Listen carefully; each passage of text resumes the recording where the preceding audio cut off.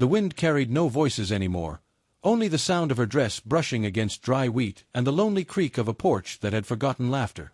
The land stretched endless and gold beneath the dying sun, the kind of beauty that hurt to look at for too long. Elara Wainwright stood in that silence, her figure small against the wide jaw of the desert, her shadow long enough to touch yesterday. She had been alone for 11 years. Alone since the fever took her parents and left her with a barn full of ghosts. The old trading post her father once kept was now half swallowed by sand.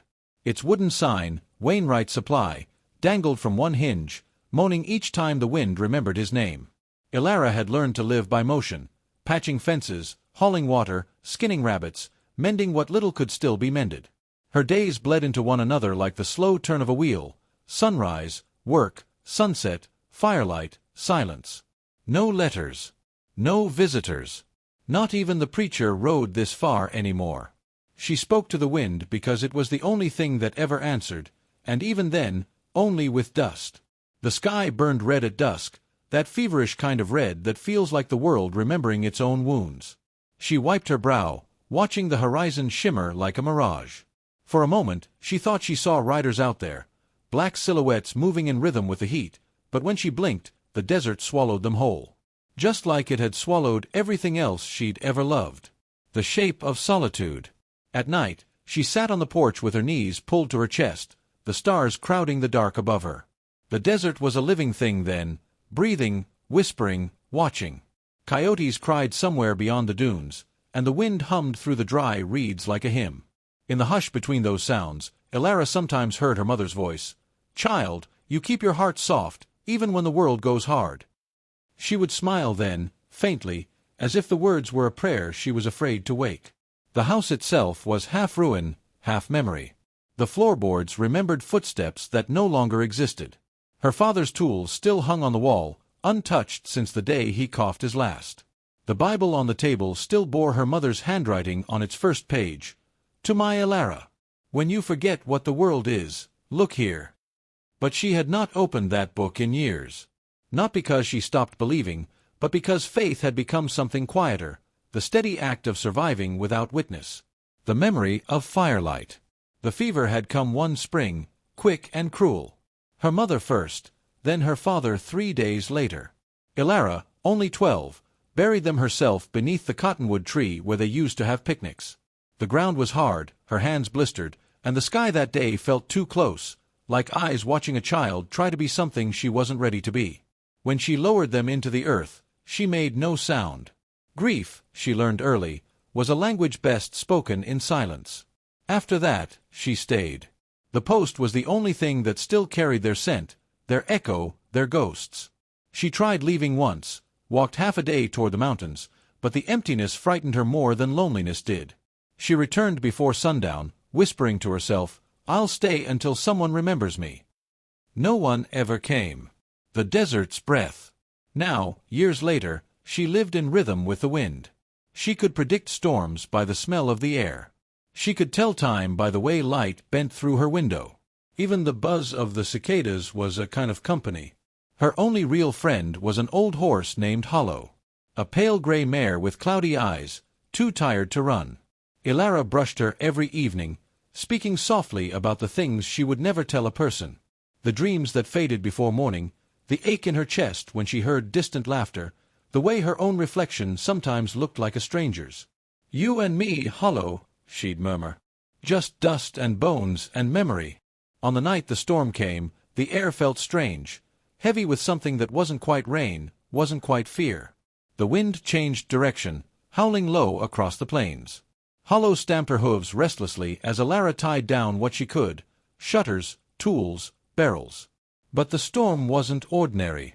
The sky cracked open, and for a heartbeat, lightning revealed 7 dark figures on the ridge, riders, unmoving, watching her from afar.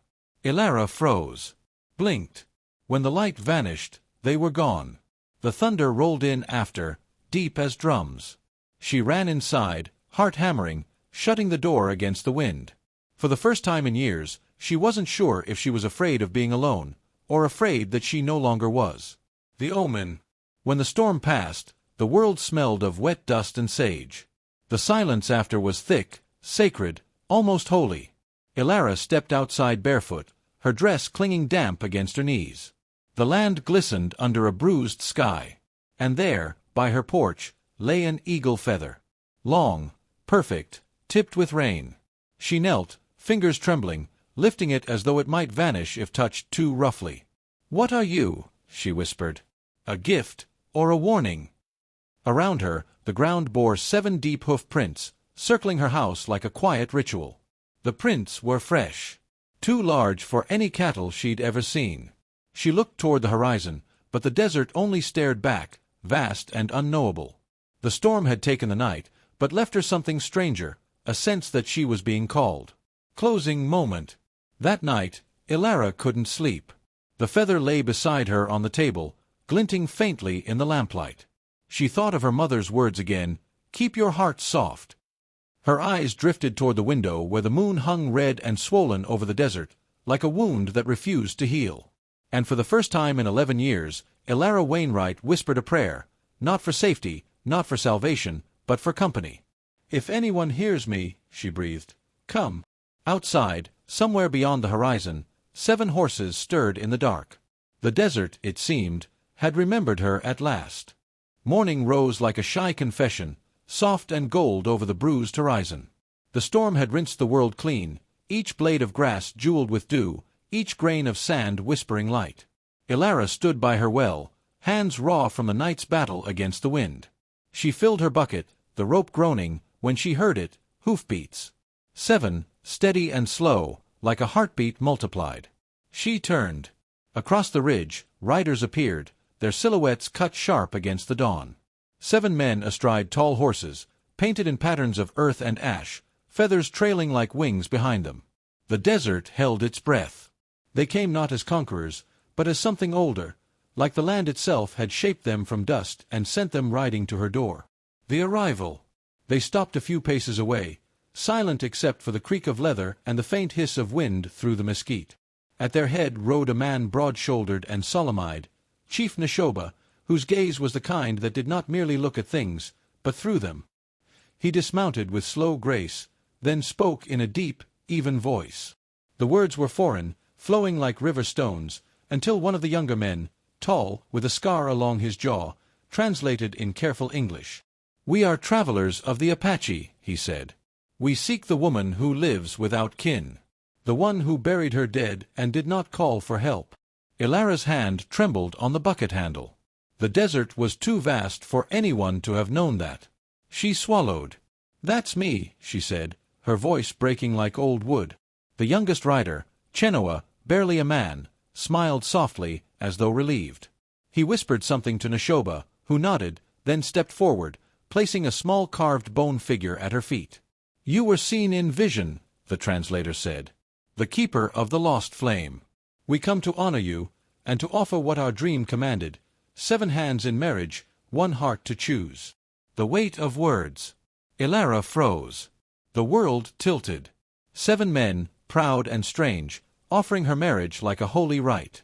She wanted to laugh, to cry, to run, anything but stand there as the wind tangled her hair and the moment deepened into silence. "I'm no one's vision," she said softly. "Just a woman with too much sky above her." Neshoba's eyes glinted with something unreadable, pity, respect, perhaps faith. He gestured toward the others. One by one, each warrior placed a token at her feet. A strip of woven red cloth, a silver coin, a piece of turquoise, an arrowhead, a string of beads, a hawk feather, and a ring carved from deer antler. "Each means a path," said Takoda. "You need not walk any. But you should know, they were offered from truth." Her voice faltered. "And if I refuse, then we stay until the land tells us to leave." She didn't know whether to be comforted or frightened by that. The morning sun was rising fast, and already the air was warming, the smell of wet sage thick between them. She gathered her courage and gestured toward the barn. "If you're staying, then help me mend what the storm broke." And just like that, a covenant was made, not of love, not yet, but of shared work and quiet truce. Days of dust and firelight. They stayed. For 3 days and nights, the Apache camped by her homestead, their horses grazing near the well. They worked without complaint, fixing fences, chopping wood, bringing her water from the far spring. They spoke little, but the rhythm of their labor became its own language. Ilara began to notice small things. Takoda's gentleness when he handed her tools, always handle first. Chenoa's laughter that filled the empty air where her loneliness used to echo. And Neshoba's silence, heavy with the kind of wisdom that does not need to speak. At dusk, they gathered by her fire, sharing strips of dried meat and stories she couldn't understand but could feel. When she laughed, awkward, surprised, they smiled as though something sacred had just happened. There are ways of being known that have nothing to do with words. The unspoken. One afternoon, while repairing a water trough, Takoda sliced his palm on a nail. Ilara, startled, ran to fetch cloth, but he waved her off, murmuring something in Apache. Still, she took his hand anyway, pressing the linen to his wound. Their eyes met. The moment stretched thin, trembling like heat over sand. His blood stained her fingers. And in that red, she saw proof of something living, something shared. "Thank you," he said, the word awkward but tender on his tongue. She looked away, cheeks burning. "You'd do the same." He smiled faintly. "Yes. But for different reason." That night, he placed a sprig of desert sage by her door, a quiet gesture of respect. She found it at dawn, pressed it in her Bible, and told no one. Between silence and song. By the 5th day, she had begun to feel the ache that comes when the heart wakes too suddenly. The loneliness that had once been her armor now felt like a bruise she could no longer ignore. She overheard them one night, voices low in their own tongue. She caught only fragments from Takoda's translation. The vision said she keeps the flame, not that she must share it. "Maybe she is the flame," said Chenoa. Neshoba's voice came, deep and final, "Then we protect her until she burns for herself." She didn't know they could see her standing by the window, tears tracing clean lines through the dust on her cheeks. The offering.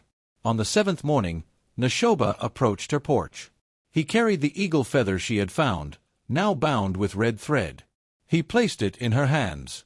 "When a storm passes, the desert listens," he said. "It heard your prayer." Her heart trembled. "I never prayed for you." He smiled, eyes soft. "You prayed to not be alone. The earth decides what form an answer takes." She laughed then, quietly, the sound fragile but free. For a heartbeat, it felt as though the air itself bent toward her, a warmth that wasn't just sunlight, but recognition. "What happens now?" she asked. Neshoba turned his gaze toward the horizon. "Now, you choose whether your fire burns alone, or whether you let it light another's night." Closing moment. That evening, as the sky melted into amber and rose, Ilara sat by her porch while the Apache sang around the campfire. The song was low, rhythmic, full of grief and grace. She didn't understand a word, yet it felt as if the melody remembered her. Takoda looked up from across the flames, his eyes meeting hers. He didn't smile this time, only nodded, slow and sure, like someone saying, "I see you. I will wait." The desert that once buried her had begun to bloom again, not with flowers, but with faces. For the first time in years, Ilara wasn't surviving. She was becoming. And somewhere deep inside, under the hush of stars and song, the ashes of her old heart began to glow. Dawn rose bruised and heavy, as if the sky itself was holding its breath. The world was too quiet, no birds, no hum of wind through the reeds. Ilara woke with that old instinct that comes before trouble. The Apache were breaking camp. Horses saddled, fire pits cold. The air felt like the pause between lightning and its strike. Neshoba approached her porch, tall and still, his eyes filled with that strange mixture of sorrow and peace. Takoda stood a few paces behind, his shoulder still bandaged where her hands had wrapped it days before.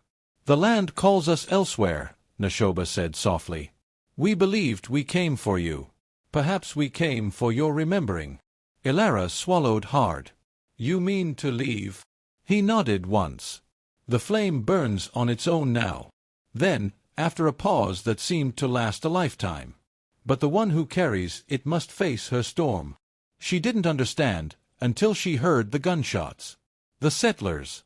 They came in a line of dust and anger. 6 riders, settlers from town, armed and loud, their coats whipping in the wind. Ilara recognized one of them, Harlan Briggs, the trader who once bought her father's tools for pennies and called her the Ghost Girl. "You got company, Wainwright," he shouted, grinning like a man who's never learned the cost of cruelty. "Heard tell you been keeping Apache here. Ain't right, a white woman sharing her land with heathens." Neshoba's men stood silent, watchful, their horses shifting under the weight of tension. Elara stepped forward, her palms shaking but her voice firm. "They've done no harm. They helped me through the storm." Harlan laughed. "Storm or no storm, they ain't welcome. Not here. Not ever." He spat in the dirt near her boots. "You'll leave with us, girl. Let the savages rot." Something inside her, the same quiet ache that had survived 11 years of loneliness, snapped. She planted her feet. Her voice came from somewhere deeper than fear. "No. This is my land. My home. They ride through only if I say so." The confrontation. The air thickened. One of the settlers raised his rifle. Before the crack of the shot could echo, Dakota was already moving, stepping between Elara and the gun. The bullet struck his shoulder again, spinning him down to one knee. She screamed, rushing to him, pressing her hands to the wound. Blood soaked her palms, hot and shocking. "Dakota, stay still, please."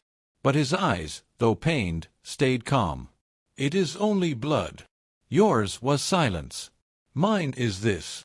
Behind them, Neshoba's warriors drew their weapons but did not fire. His command was law: no blood for blood, not unless forced. The settlers circled, snarling, uncertain now that they faced men who stood without hate, without fear.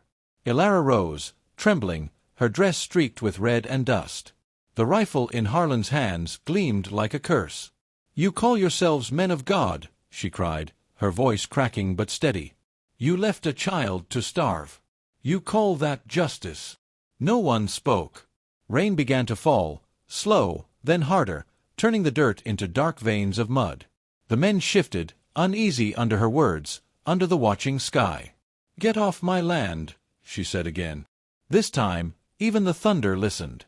One by one, the settlers turned their horses, their shame heavy as the rain.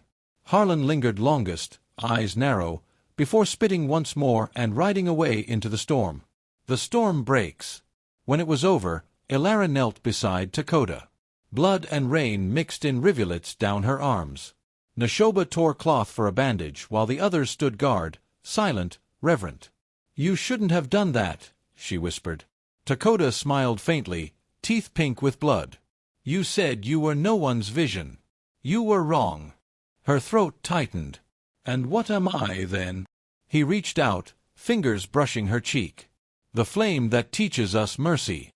His hand fell away, limp with exhaustion, but his words lingered like smoke in her chest. The aftermath.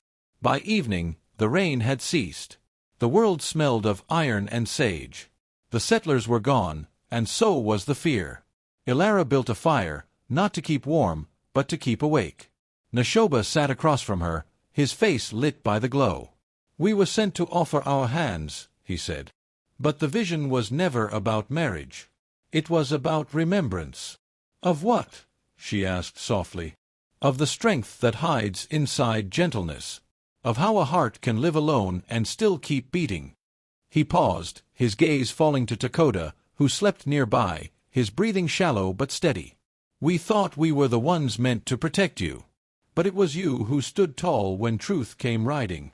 Tears slid down her face, though she didn't bother to wipe them. They were not grief anymore. They were release. "You gave me back something I thought the wind had taken." Neshoba smiled. "Then our journey is done. The farewell." At dawn, the horizon burned with gold again. The Apache prepared to leave, their horses restless, steam rising from their nostrils in the cool air. Elara stood among them, quiet, holding the feather Neshoba had once returned to her. Dakota, pale but alive, climbed onto his horse. Before he left, he reached into his satchel and withdrew a small carved shape, an eagle, wings open mid-flight, and placed it in her palm. "So you remember what waits above the storms," he said. She closed her fingers around it. "And if the storms come again?" He smiled, weary but certain. "Then you'll stand tall. You always have." The 7 riders turned toward the mountains, their silhouettes cutting through the morning light until the desert swallowed them like a secret. The epilogue. For a long time after they were gone, Ilara stood where the earth met the sky. The world was quiet again, but it was a different kind of quiet, alive, humming, full. She walked back to her porch, her boots sinking in soft mud. The barn was still broken in places, the house still small, but something within her had shifted, vast and unending. She tended to her chores as the day stretched on, fed hollow, hung the laundry, mended a fence. Each small act felt holy, each movement a prayer. When evening came, she lit her lantern and placed the carved eagle above her window. It caught the firelight and glowed faintly, like a star that had come to rest. "Once I was the girl the desert forgot," she whispered. "Now I am the woman it remembers." The wind rose softly, brushing against her cheek, carrying the faint echo of an Apache song, low, rhythmic, eternal. It sounded like gratitude. It sounded like home. Final reflection, narrative voice to the reader. If you ever pass through the Dust Hills, they'll tell you of a woman who lived alone until 7 riders came to remind her that she was never forsaken. Some say they were men. Others say they were spirits shaped from the storm itself. But those who listen close to the wind know the truth. Love doesn't always come to claim you, it comes to return you to yourself. And if ever you feel forgotten, just stand tall in your own silence, and the world will remember your name, too.